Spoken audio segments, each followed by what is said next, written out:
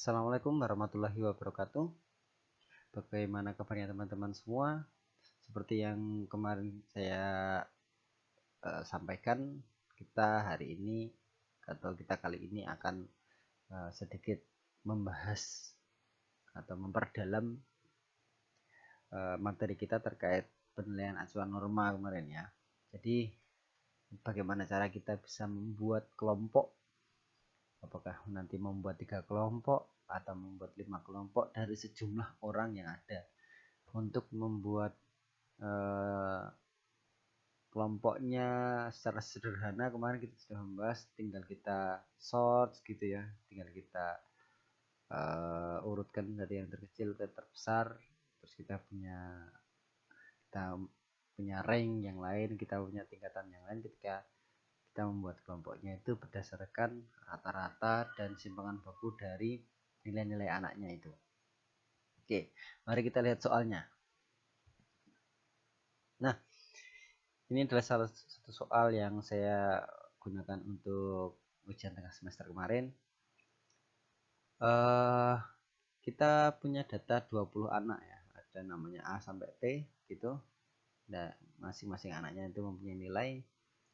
Nah, sebenarnya untuk yang A itu cukup mudah ya, karena bagaimana caranya kita bisa membuat tabel ranking 10 nilai tertinggi. Jadi ya sudah, kita tinggal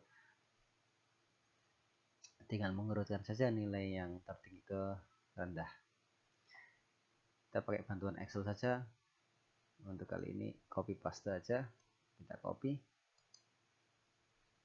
kita copy itu, kita masukkan ke Excel.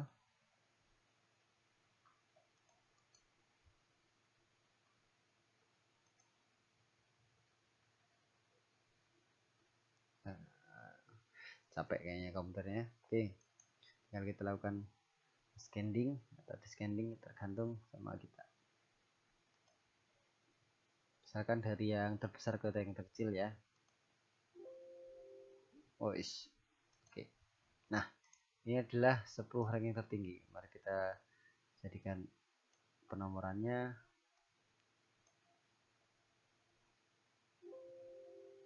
Oke.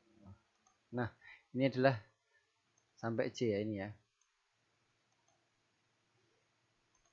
Oke, ini adalah 10 nilai tertinggi di dalam kelas itu. Tertingginya adalah 89 sampai 78. Itu masih dalam ranking 10 tertinggi. Oke. Jadi nanti kalau misalkan kita menjawab soal yang B,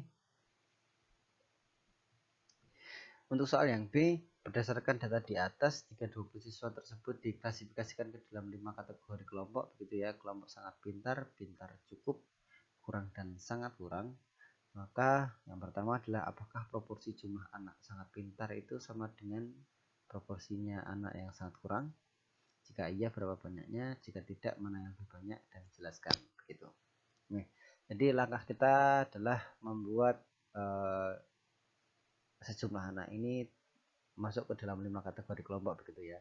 Jadi ingat, kita membutuhkan rata-rata dan simpangan baku.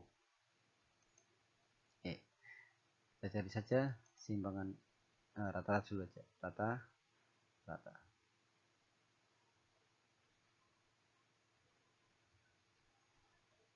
Oke, rata-ratanya ini ya. Nah, ini kita punya simpangan baku. Simpangannya adalah standar deviasi.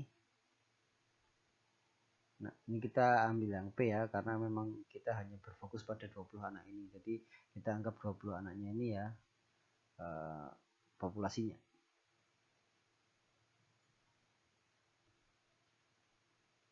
Oke. Nah, kita nanti untuk batasannya, saya ambil sini ya. Batasannya untuk yang kelas atas, kelas sangat pintar, itu adalah M plus 1,5 SD gitu ya. Berarti M-nya adalah rata-rata ini tambah 1,5 dikalikan sama standar deviasinya 10,62.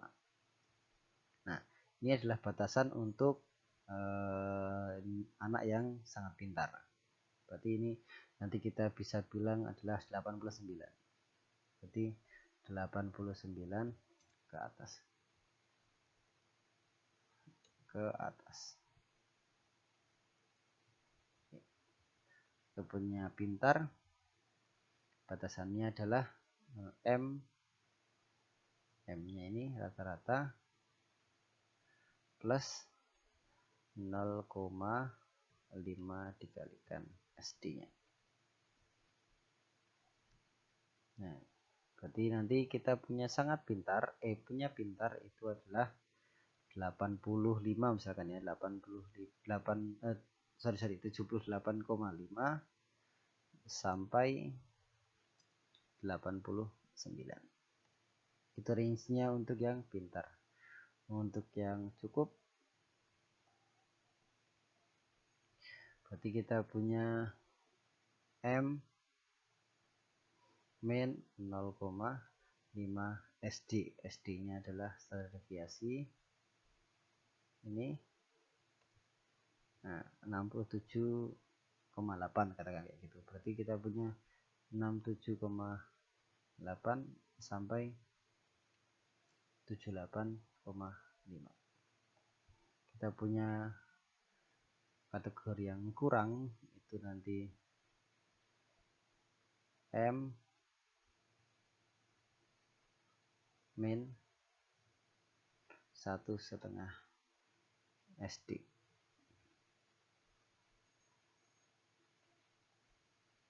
Nah, berarti nanti yang untuk yang kurang itu intervalnya adalah 57,2 boleh sampai 67,8. Nah, untuk yang sangat kurang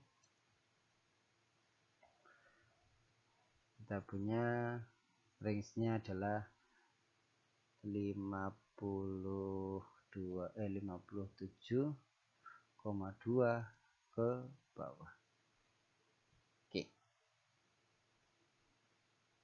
Nah, dari data ini adalah kategori-kategori yang kita dapatkan dengan batasan-batasannya atau interval-intervalnya. Saya tandai dulu.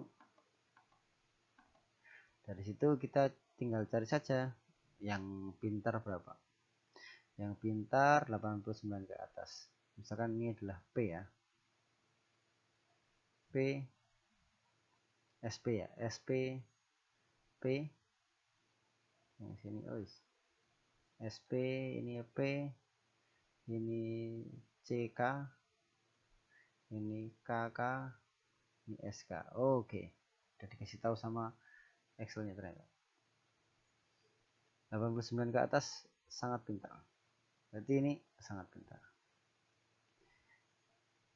Kita punya 78 sampai 89, 78,5 ke atas. Berarti ini adalah SP. Oh, ini salah P. Saya copy saja. Oke.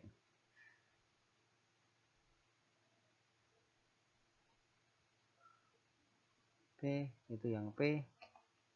Terus 78 sampai 67,8 sampai 78,5 itu adalah cukup.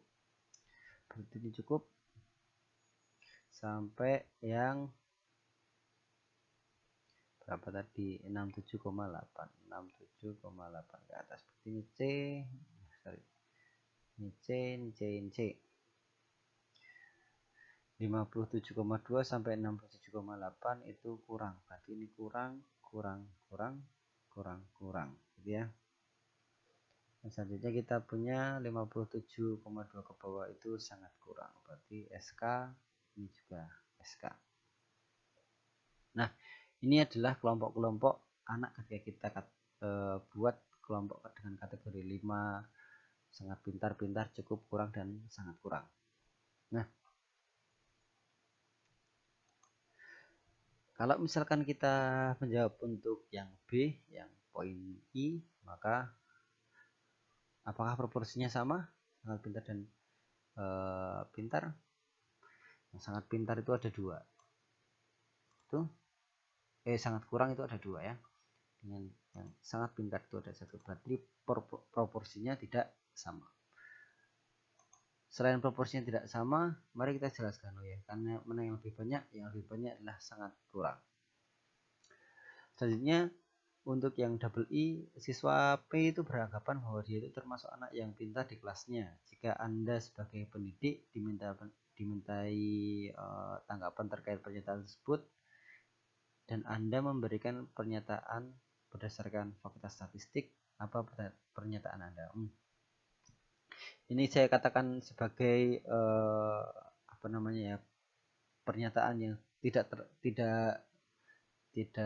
terlalu diharapkan gitu ya. Jadi biasanya sebagai seorang guru kan kita juga harus memberikan motivasi kepada si siswanya, itu misalkan dia si P itu misalkan dia tidak masuk ke dalam kelompok yang P pintar, tapi setidaknya kita akan memberikan komentar yang baik begitu ya terhadap anaknya untuk menimbulkan motivasi belajar yang lebih. Misalkan ya mungkin kamu pintar, tapi lebih bagus lagi kalau misalkan kamu harus belajar lebih giat lagi untuk lebih bisa meningkatkan kualitas kamu sendiri begitu ya. Bagaimanapun lah caranya seorang guru itu memberikan motivasi ke siswanya. Tapi kita tidak membicarakan itu, yang kita bicarakan adalah hasil dari fakta statistik yang ada. Maka dari perhitungan kita tadi, P itu ada di sini ya. Nah, ada di nilainya adalah 69 ya, P itu. P nilainya adalah 69 ya. 69. Dia masuk ke kategori cukup ya. Karena untuk menjadi kategori yang pintar, dia harus ada di range 78,5 sampai 89. Jadi ya menurut data statistiknya dia tidak masuk ke dalam kategori siswa yang pintar gitu. Nah, mungkin itu bisa jadi gambaran bagaimana cara kita bisa membuat kelompok berdasarkan rata-rata dan simpangan baku. Kurang lebihnya saya mohon maaf. Semoga bisa membantu, semoga bisa bermanfaat. Saya akhiri, wassalamualaikum warahmatullahi wabarakatuh.